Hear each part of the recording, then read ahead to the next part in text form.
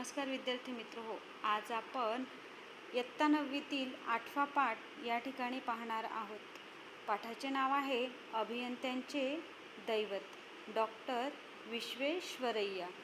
तर या पाठाचे लेखक आहे डॉक्टर यशवंत पाटणे। यांचा जन्म 1958।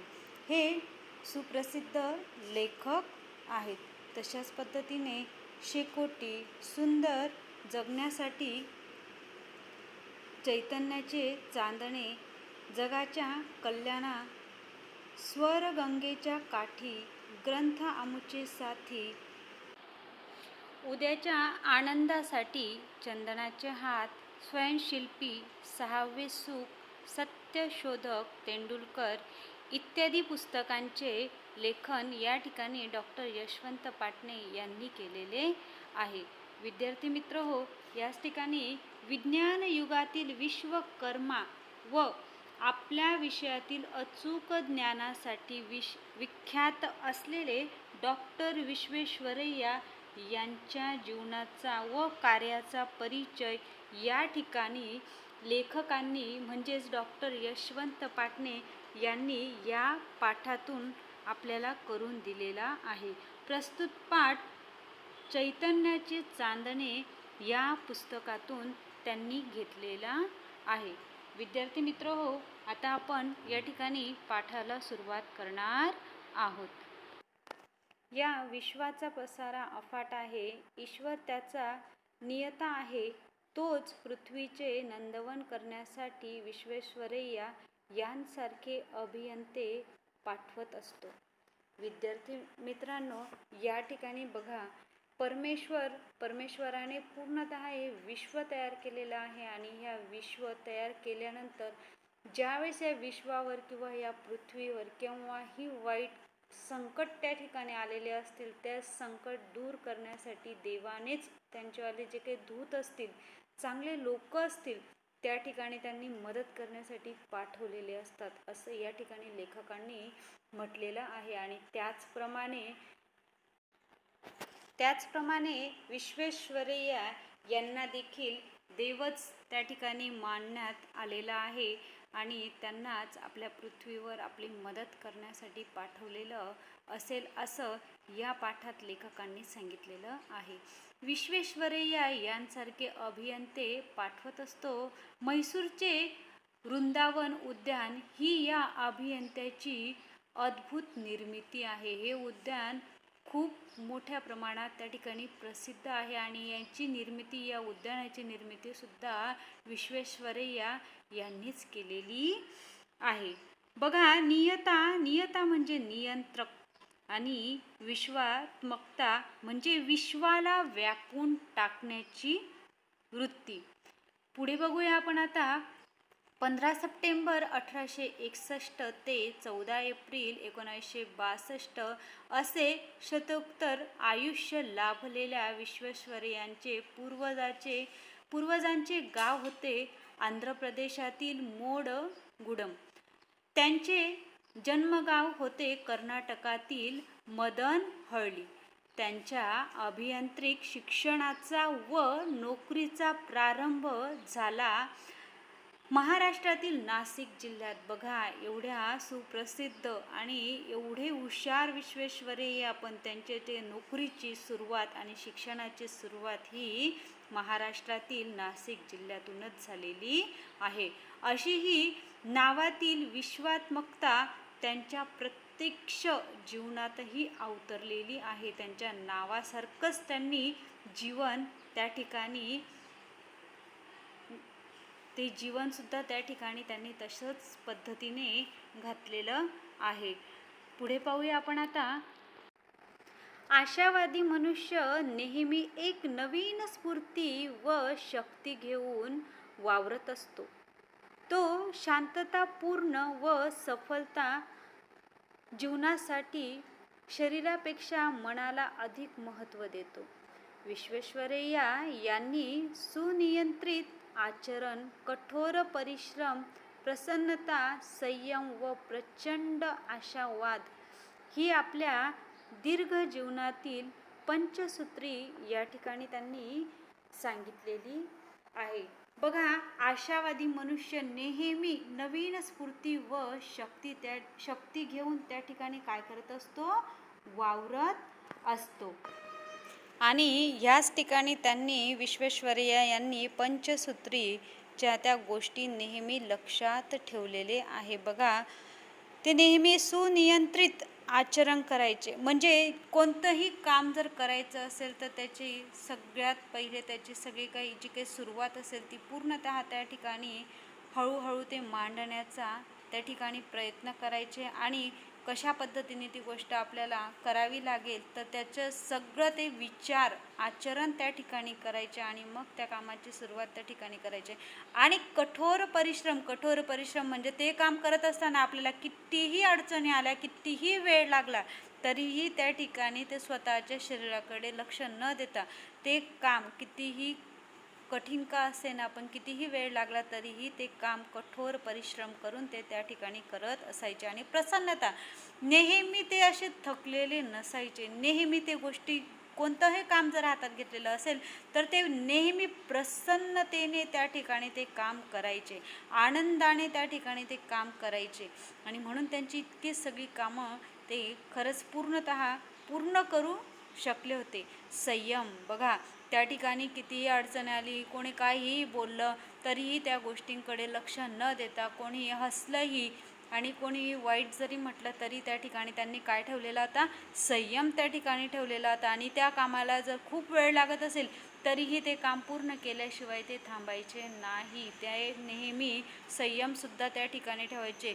उशीर लागला तरी चालेल, पण आपल्या हातून हे काम व्हायलाच पाहिजे. पुढे बघूया, प्रचंड आशावादी. आणि इतकी आशा, म्हणजे कोणतंही काम घेतलेलं असेल तर ती जी काही त्यांनी म्हणजे आशा असेल त्या कामाच्या मागे की हे काम माझ्याकडनं व्हायलाच पाहिजे, तर ते नेहमी ते काम पूर्ण करण्याचा त्या ठिकाणी ते नेहमी प्रयत्न करत राहायचे. आणि म्हणूनच विश्वेश्वरय्यांचे पंचसूत्री होते की सुनियंत्रित आचरण, कठोर परिश्रम, प्रसन्नता, संयम व प्रचंड आशावादी ते नेहमी असायचे. आणि अशा पद्धतीने, म्हणूनच ते अशा पद्धतीने त्यांनी जे काय हाती काम घेतलं असेल ते पूर्णतः त्या ठिकाणी पूर्ण करण्याचा त्या ठिकाणी त्यांचा प्रयत्न राहायचा. आणि तो प्रयत्नसुद्धा त्यांचा पूर्ण त्या ठिकाणी होकारार्थी असायचा. पुढे बघूया विद्यार्थी मित्र, आपण शालेय शिक्षण घेत असतानाच विश्वेश्वरय्या आपल्या सुसंस्कृत पित्याला पारखे झाले. बघा, त्यांच्यावर कसा काळ आलेला होता.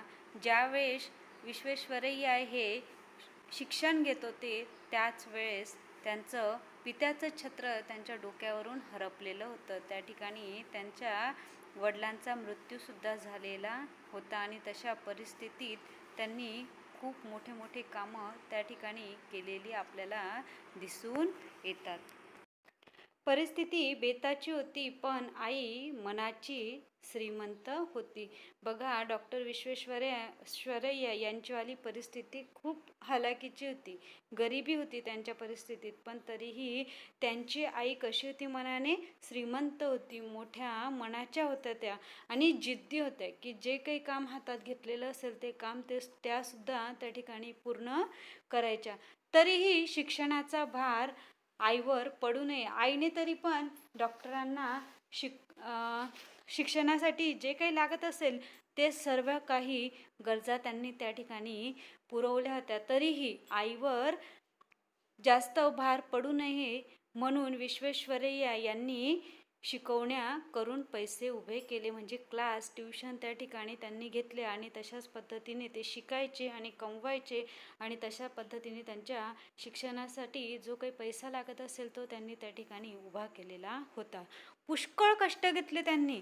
कष्टाच्या कमाईतून महाविद्यालय पदवी प्रथम श्रेणी संपादन केली. बघा, त्या महाविद्यालय म्हणजे त्यांनी त्या ठिकाणी एक डिग्री त्या ठिकाणी त्यांनी मिळवलेली होती. आणि ती पण डिग्री मिळवली, पण ती पण प्रथम श्रेणीने, प्रथम क्रमांकाने त्या ठिकाणी त्यांनी मिळवलेली होती, कष्टाने मिळवलेली होती. पुढे प्राचार्याच्या सल्ल्यानुसार पुणे गाठले. आणि त्यांच्या शाळेचे जे काही प्राचार्य असतील त्यांच्या सल्ल्यानुसार त्यांनी पुणे गाठले, पुण्याला गेले. तेथे अभियांत्रिक महाविद्यालयात त्यांनी काय घेतला? प्रवेश घेतला. 1883 मध्ये ते अभियांत्रिकी पदवी परीक्षेत मुंबई प्रांतात प्रथम श्रेणी ते पास झाले आणि प्रथम श्रेणी त्या ठिकाणी त्यांनी मिळवलेली होती, संपादन केलेली होती. पुढे पाहूया आपण आता.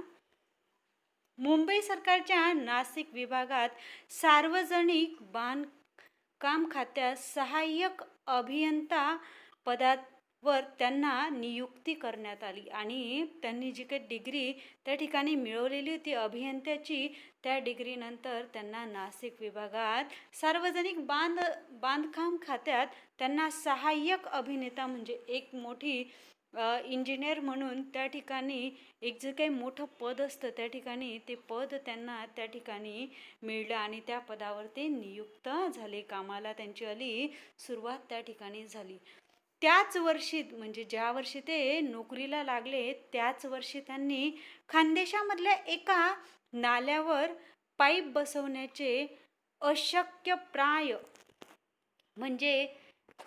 अशक्यप्राय आव्हानात्मक काम मोठ्या कौशल्याने त्यांनी त्या ठिकाणी करून दाखवले. म्हणजे अशक्य जी गोष्ट होती त्या ठिकाणी त्यांनी ती शक्य करून दाखवली होती. म्हणजे खानदेशातल्या एक नाल्यावर त्यांनी पाईप बसवण्याचं म्हणजे कधीही ते काम सक्सेस होऊ शकत नाही, तर त्यांनी ते आव्हान स्वतः स्वीकारले की मी ते काम करू शकतो आणि तशा पद्धतीने ते त्यांनी करून सुद्धा दाखवलं.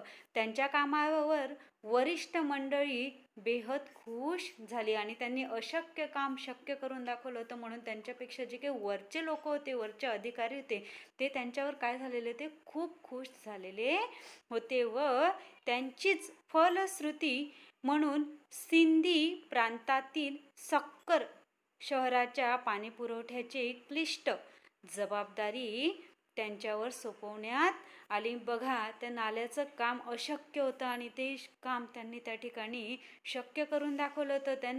त्यांना जे काही मिळालेलं फळ होतं त्या फळावरच त्यांना एक दुसरं काम त्या ठिकाणी मिळालेलं होतं. ते सिंध प्रांतातील सक्कर शहरातील पाणी पुरवठ्याची क्लिष्ट जबाबदारी त्यांच्यावर सोपवण्यात आलेली होती. आता क्लिष्ट म्हणजे काय? दुर्बोध, गुंतागुंतीचं काम त्या ठिकाणी देण्यात आलेलं होतं. म्हणजे ते पण काम कसं होतं तर ते काम सुद्धा अवघड होतं आणि ते काम त्या ठिकाणी दिलं गेलं होतं. आणि बेहद खुश होणे म्हणजे खूप खूप खुश होणे, त्या ठिकाणी अधिकारी खूप खुश झालेले होते. पुढे बघूया आपण आता. सक्कर नगरपालिकेने गावाला पाणी पुरवठा करण्यासाठी सिंधू नदीच्या किनाऱ्याजवळ एक उंच डोंगरावर एक जलाशय बांधला होता. नदीचे पाणी मोठ्या पंपाने खेचून त्या जलाशयात साठवत जाई. मग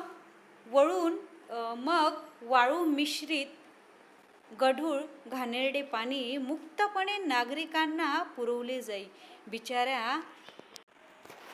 बिचाऱ्या नागरिकांना पाणी सोसवत नव्हते आणि प्रचंड खर्चामुळे पाणी फिल्टर करणे महानगरपालिकेला झेपत नव्हतं. बघा, ते पाणी एवढं गढूळ होतं, इतकं घाणेरडं होतं आणि ते पाणी त्या नागरिकांना पुरवलं जात होतं. आणि जर त्या ठिकाणी जर पाणी फिल्टर जर वगैरे बसवायचं असेल तर त्या ठिकाणी नगरपालिकेला जो काही खर्च येणार होता तो खर्च त्या ठिकाणी पेलला जात नव्हता. तो खर्च त्या ठिकाणी खूप मोठ्या प्रमाणात होता, प्रचंड होता. आणि अशा वेळेस विश्वेश्वरैया यांनी आव्हान स्वीकारले व त्यांनी अत्यंत व्यावहारिक आणि अल्प खर्चिक तोडगा त्या ठिकाणी काढला. नदीच्या काठाजवळ पात्रातच एक गोल व खोल विहीर खोदून काढायला लावली. विहिरीच्या तळापासून नदीच्या प्रवाहाखाली एक बोगदा खणला. नैसर्गिक पद्धतीने विहिरीमध्ये स्वच्छ व शुद्ध पाणी साचू लागले. स्वप्नातही दिसणार नाही असे जलामृत आपल्या अंगणात आलेले पाहून सक्करकरांच्या डोळ्यात आनंदाने पाणी आले. तो साऱ्या भारतीयांच्या कुतूहलाचा, कौतुकाचा विषय त्या ठिकाणी झालेला होता. बघा, अशा पद्धतीने विश्वेश्वरांनी जे काही कामं हाती घेतले असतील ते काम पूर्णपणे त्यांनी संयमाने, आनंदाने, उत्साहाने त्या ठिकाणी त्यांनी रात्रपाठ एक करून त्या ठिकाणी कष्टाने त्या ठिकाणी अशी कामं त्या ठिकाणी केलेली आहेत. पुढे बघूया आपण आता. त्यांनी 1907 मध्ये स्वेच्छानिवृत्ती त्या ठिकाणी स्वीकारलेली होती. त्यांच्या सेवेची गौरव म्हणून मुंबई सरकारने त्यांना पेन्शन दिली. त्यांनी गरजेपुरतेच पैसे ठेवून सारी पेन्शन गरीब विद्यार्थ्यांच्या शिक्षणासाठी व शैक्षणिक संस्थांची उभारण्यासाठी खर्च केली. इच्छा एकच, आपल्यासारखा कोणी प्रतिकूल परिस्थितीशी झुंजत असेल तर त्याला प्रोत्साहन लाभावे. मानवतेचे मूल्य कृतीने जोपासणाऱ्या विश्वेश्वरय्या यांनी आपल्यातला माणुसकी असे लोभदर्शन त्या ठिकाणी घडवलेलं आहे. बघा, त्यांनी 1907 यावेळेस त्यांनी स्वेच्छानिवृत्ती त्या ठिकाणी घेतलेली होती आणि त्याच वेळेस त्यांना म्हणजे नोकरी त्या ठिकाणी त्यांनी तेवढीच नोकरी त्या ठिकाणी केली, कारण की त्यांना पुढे खूप काम करायचं होते, देशाची सेवा करायची होती आणि म्हणून त्यांनी त्या ठिकाणी स्वेच्छानिवृत्ती स्वीकारली. आणि त्याच वेळेस त्यांना मुंबई सरकारने गौरवसुद्धा त्यांचा त्या ठिकाणी केलेला होता आणि त्यांना पेन्शनसुद्धा त्या ठिकाणी दिली. पण त्या ठिकाणी त्यांना जेवढी पेन्शन स्वतःसाठी लागणार होती तेवढीच पेन्शन त्यांनी त्या ठिकाणी गरजेपुरती, आणि त्यांना खर्च जेवढा करायचा असेल स्वतःसाठी तेवढंच गरजेपुरती ती पेन्शन त्यांनी त्या ठिकाणी घेतली आणि बाकीची पेन्शन त्यांनी गरीब विद्यार्थ्यांसाठी, त्यांच्या शिक्षणासाठी, त्या शैक्षणिक संस्थांना त्यांनी त्या ठिकाणी खर्च करायला दिलेली होती. आणि म्हणजे ते ज्या परिस्थितीतून निघाले ते तशीच परिस्थिती विद्यार्थ्यांवर यायला नको, गरीब विद्यार्थ्यांवर. आणि ते विद्यार्थी जर खूप होतकरू असतील, शिक्षणासाठी धावपळ करत असेल, पण त्यांना जर पैशांची अडचण येत असेल आणि मागे ते शिक्षण करण्याची घेण्याची तेवढी त्यांनी म्हणजे त्यांची परिस्थिती नसेल, तर त्यांच्यासाठी विश्वेश्वरय्या यांनी त्यांची ती पेन्शन होती, अर्धी पेन्शन त्या ठिकाणी गरीब विद्यार्थ्यांना दिलेली होती. आणि प्रतिकूल परिस्थितीतून झुंजत असलेल्या अशा लोकांना त्यांनी त्या ठिकाणी नेहमी प्रोत्साहन लाभावे असं काही प्रत्येक वेळेस करण्याचा त्यांनी त्या ठिकाणी प्रयत्न केलेला आहे. मानवतेचे मूल्य कृतीने जोपासणारे, आणि बघा त्यांनी कृती करून दाखवलेली आहे, की फक्त बोलून दाखवले नाही की मी असं करेल आणि अशा पद्धतीने वेगवेगळे प्रयोग करेल किंवा अशी मदत करेल, तसं त्यांनी केलेलं नाही, तर तो कृती केलेली. म्हणजे स्वतःच्या पैशातून, स्वतःच्या संपत्तीमधून त्यांनी त्या दुसऱ्यांना काय दिलेली आहे, त्या दुसऱ्यांना मदत केलेली आहे शिक्षणासाठी. स्वतः त्यांनी ती कृती स्वतःमधून त्यांनी निर्माण केलेली आहे आणि ती कृती त्यांनी करून दाखवलेली आहे.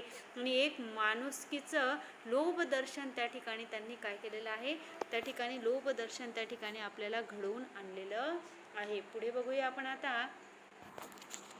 निवृत्तीनंतर स्थापत्यशास्त्रातील प्रगतीचे अवलोकन करण्यासाठी विश्वेश्वरय्या युरोपच्या दौऱ्यावर गेले होते. बघा, ते नोकरीतून ते निवृत्ती झालेले होते, पण तरीही त्यांनी त्या ठिकाणी आराम करण्याचा प्रयत्न केलेला नाही. तर त्याच्यानंतर ते युरोप दौऱ्यावर सुद्धा गेलेले होते. दौऱ्यावर असतानाच त्यांना अचानक एक तार आली होती.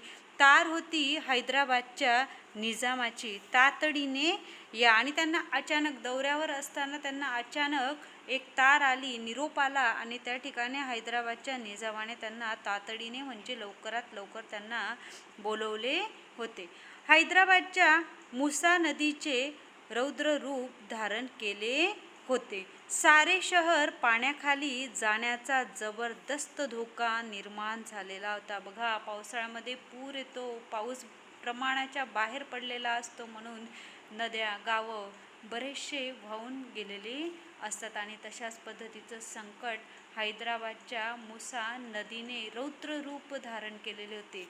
म्हणजे या ठिकाणी रौद्र रूप धारण करणे म्हणजे भीतीदायक परिस्थिती त्या ठिकाणी निर्माण झालेली होती आणि म्हणून त्या ठिकाणी त्यांना लवकरात लवकर हैदराबादच्या निजामाने त्यांना बोलवलेलं होतं.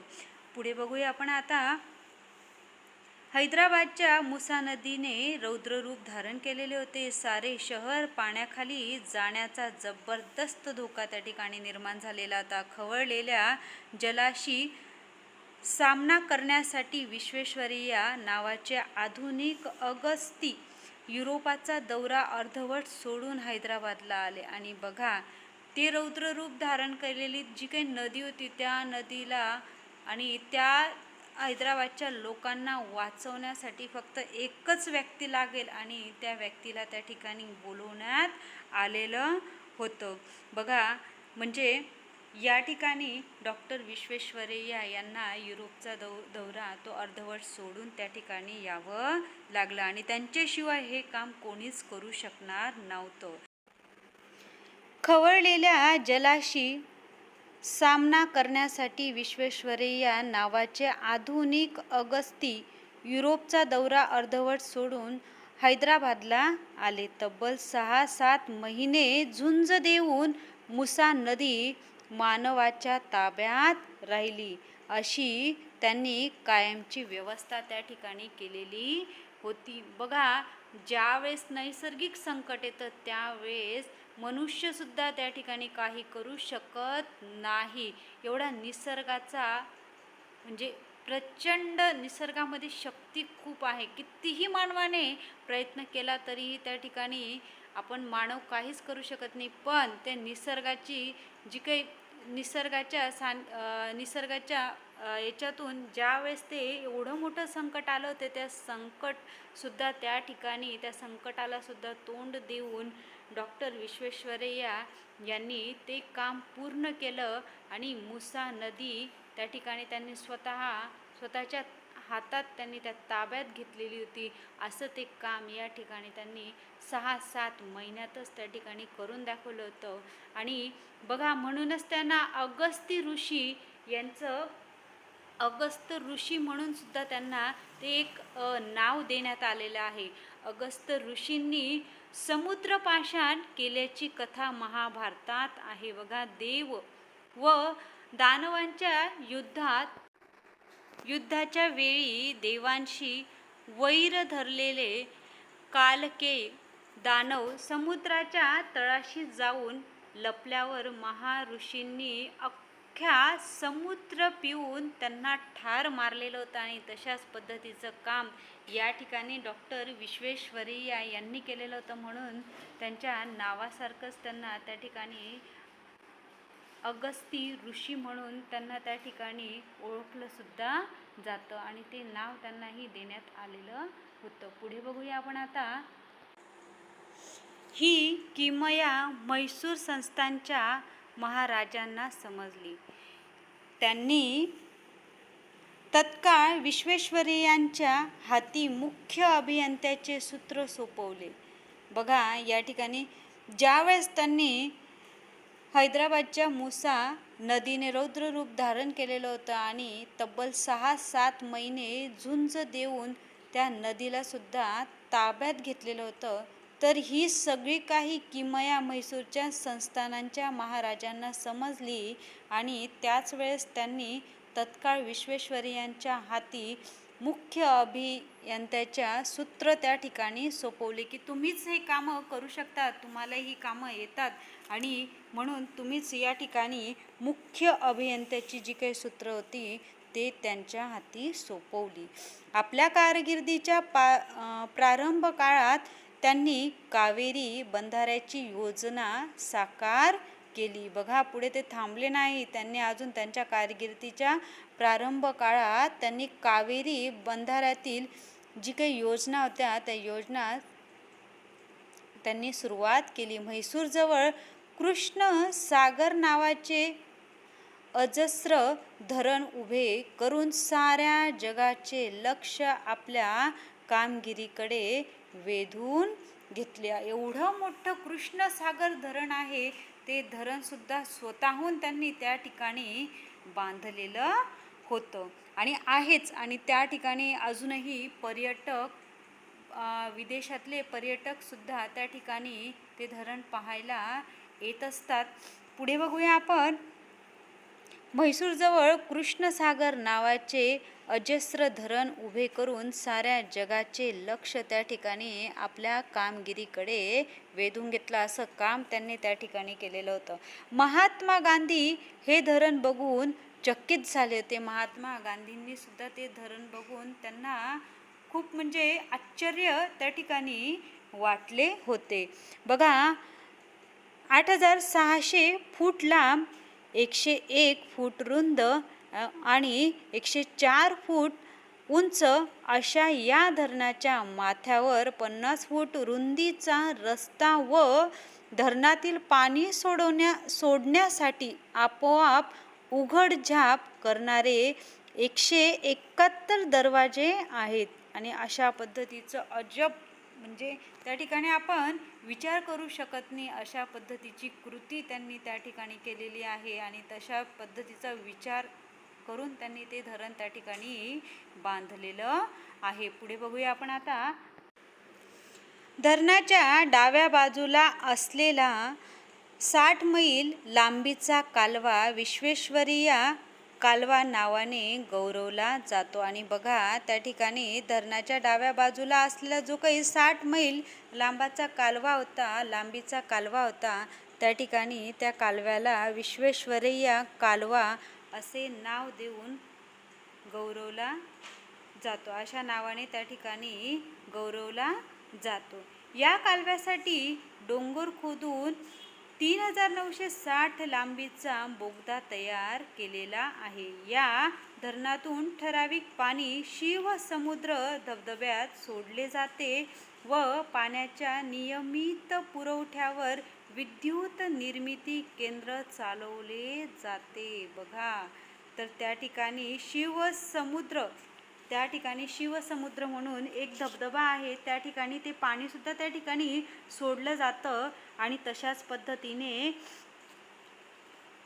पद्धतीने त्या ठिकाणी विद्युत निर्मिती केंद्रसुद्धा चालवले जातं. बघ, येथील ऊर्जेच्या बळावर विद्युत रोषणाईने उजळून निघतो. म्हैसूरचा राजवाडा आणि वृंदावन उद्यान ही खरी विश्वेश्वरैयांची अजरामर स्मारके आहेत. मोठी माणसे आपल्या कार्याच्या रूपाने जगतात ती अशी. पुढे पाहूया आपण आता. आपल्या कर्तृत्वाच्या जोरावर विश्वेश्वरैया म्हैसूरचे दिवाण झाले आणि स्वतःच्या हिमतीने, स्वतःच्या कार्याने ते काय झाले, ते म्हैसूरचे दिवाण झाले होते. म्हैसूर विद्यापीठ पोलाद कारखाना, सिमेंट कारखाना, रेशीम, चंदन, तेल, साबण उत्पादन केंद्र उभारण्यात त्यांचा मोठा वाटा आहे. बघा, ते अजूनही थांबलेले नव्हते, तर ते सतत काम करत असायचे. शिक्षण, उद्योग, शेती इत्यादी क्षेत्रातही त्यांनी नेत्रदीपक कामगिरी केली. आणि कोणतंही काम जरी त्यांनी हातात घेतलं ना, तर ते फक्त असंच दुसऱ्यांवर सोपवून दिलेलं नव्हतं. तर त्यांनी ते कामगिरी स्वतः हातात घेतली, पण त्या कामाचं पूर्णतः व्यवस्थित कुठल्याही अडचणी असेल त्या कामात त्या दूर करून त्या कामात त्यांनी सुरळीत कामं ती चालायला पाहिजे म्हणून अशा पद्धतीने त्यांनी त्या ठिकाणी कष्टसुद्धा घेतलेली आहे आणि प्रयत्न ते सतत करत असायचे. मुंबई औद्योगिक शिक्षण समितीचे अध्यक्ष, मुंबई महानगरपालिका काटकसर समितीचे अध्यक्ष, भारतीय अर्थ विषयक समितीचे अध्यक्ष, नवी दिल्ली राजधानी समितीचे सल्लागार अशी विविध पदे त्यांनी भूषवली होती. बघा, त्यांनी एकच व्यक्ती पण त्यांनी वेगवेगळ्या अशा वेगवेगळे कामं त्यांनी हातात घेतली आणि ती कामं त्यांनी त्या ठिकाणी पूर्ण केलेली होती. ती पदे त्यांनी हातात घेतलेली होती आणि ती पदे त्यांनी त्या ठिकाणी पूर्ण केलेली सुद्धा होती आणि व्यवस्थित कामं त्यांनी त्या ठिकाणी पार पाडलेली होती.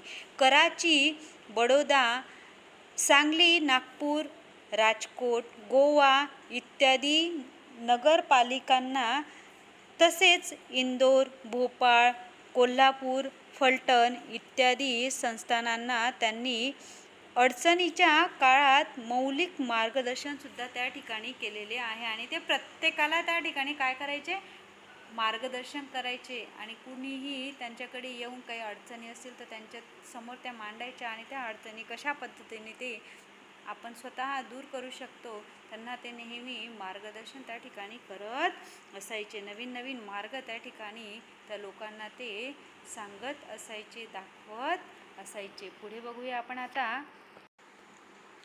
आपल्या विषयातील अचूक ज्ञानासाठी विश्वेश्वरय्या विश्वविख्यात होते आणि स्वतःच्या त्या ज्ञानासाठी ते पूर्ण विश्वात काय झालेले होते, विख्यात होते, म्हणजे त्या ठिकाणी प्रसिद्ध होते. एकदा रेल्वेतून प्रवास करत असताना या अभियंत्याच्या कानाला रेल्वेच्या आवाजाची लय चुकल्याची जाणीव त्या ठिकाणी त्यांना झालेली होती. बघा, ते एक वेळा रेल्वेने प्रवास करत होते आणि रेल्वेने प्रवास करत असताना ते जे काही रेल्वेचं चाक असेल त्या चाकाचा जो काही आवाज होता तो जरा चुकल्यासारखा त्यांना जाणवत होता आणि रेल्वे थांबण्याचा त्यांनी आदेश दिला आणि त्याच वेळेस त्यांनी रेल्वे थांबवा असा आदेश त्या ठिकाणी दिला. रेल्वे थांबली आणि मग समजले पुढे 1.5 किलोमीटर अंतरावर रेल्वेचे रूळ अखडले गेले आहेत. म्हणजे त्यांनी बघा, प्रवास करत असताना सुद्धा त्यांनी रेल्वेच्या चाकाच्या आवाजावरून सुद्धा काहीतरी अविपरीत त्या ठिकाणी घडू शकतं असा त्यांनी अंदाज लावला आणि त्या ठिकाणी त्यांनी रेल्वे थांबवली. पण पुढे 1.5 किलोमीटर अंतरावरच ते रेल्वेचे रूळ काय झालेले ते उखडले गेलेले होते आणि एका अभियंत्याच्या हुशारीने हजारो प्रवाशांचा काय वाचलेले होते, त्या ठिकाणी प्राण त्या ठिकाणी वाचलेले होते. राष्ट्र बांधणीसाठी आपले उभे आयुष्य वेचणाऱ्या विश्वेश्वरय्यांना ब्रिटिश सरकारने सर किताब त्या ठिकाणी दिला होता. आणि बघा, त्यांच्या या कामावरनं असं वाटते की ते आपण फक्त काय करतो, आपलं कुटुंब आहे आणि आपल्याच कुटुंबातील लोकांसाठी आपण जगत असतो, त्यांच्यासाठी मदत करत असतो, त्यांच्यासाठी झटत असतो, त्यांच्यासाठीच काम करत असतो.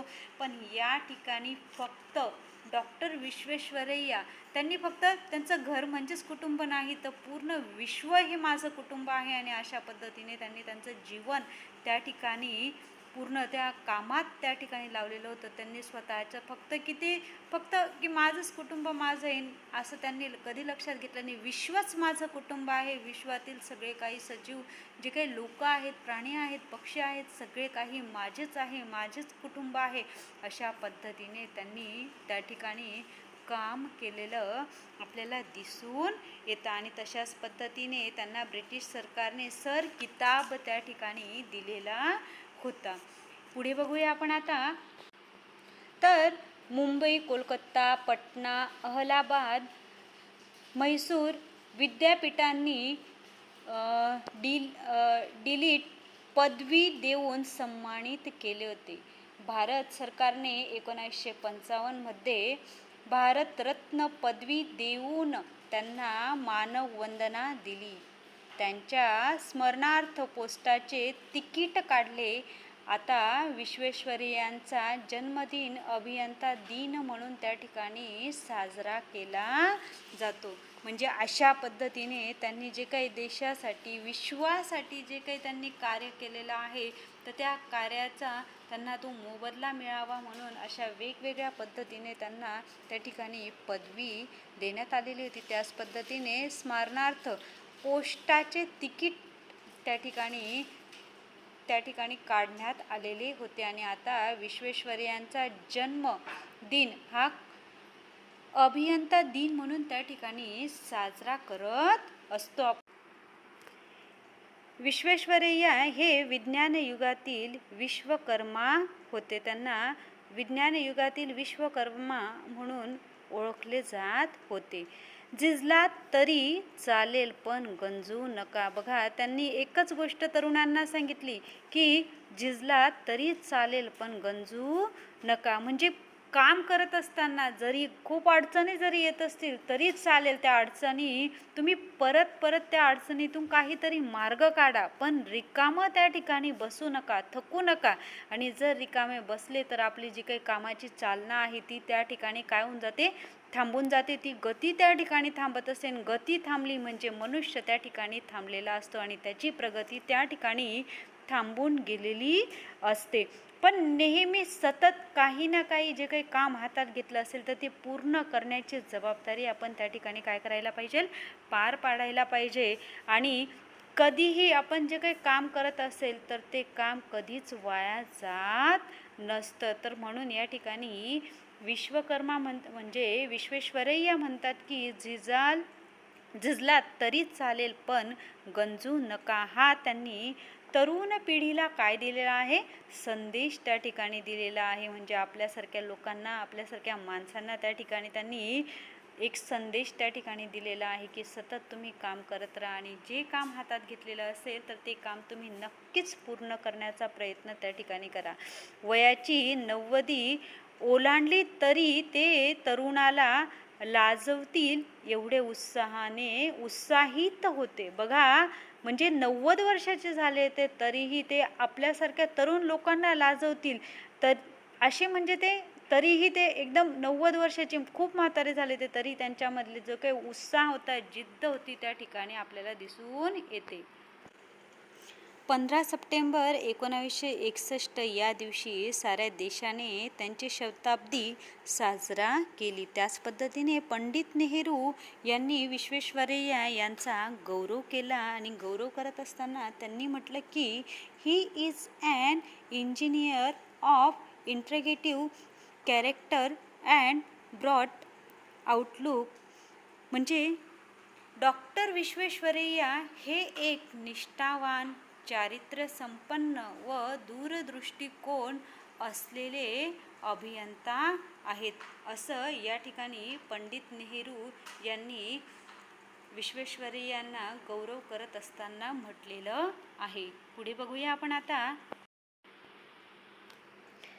पृथ्वीवर प्रकाशपर्व उभारणाऱ्या या महान अभियंत्याची प्राणज्योत 14 एप्रिल 1962 रोजी मालवली. विश्वेश्वरय्यांच्या जन्मगावातच एका भव्य उद्यानात त्यांचा पुतळा उभारण्यात आला आहे. त्यांनी स्वतः बांधलेले सुंदर घर राष्ट्रीय स्मारक म्हणून दिमाखाने झळकत आहे. अभियंत्याचे दैव म्हणून सारे विश्वच विश्वेश्वरय्यांना वंदन त्या ठिकाणी करत असते. विद्यार्थी मित्र हो, या ठिकाणी आपला हा पाठ संपलेला आहे. धन्यवाद.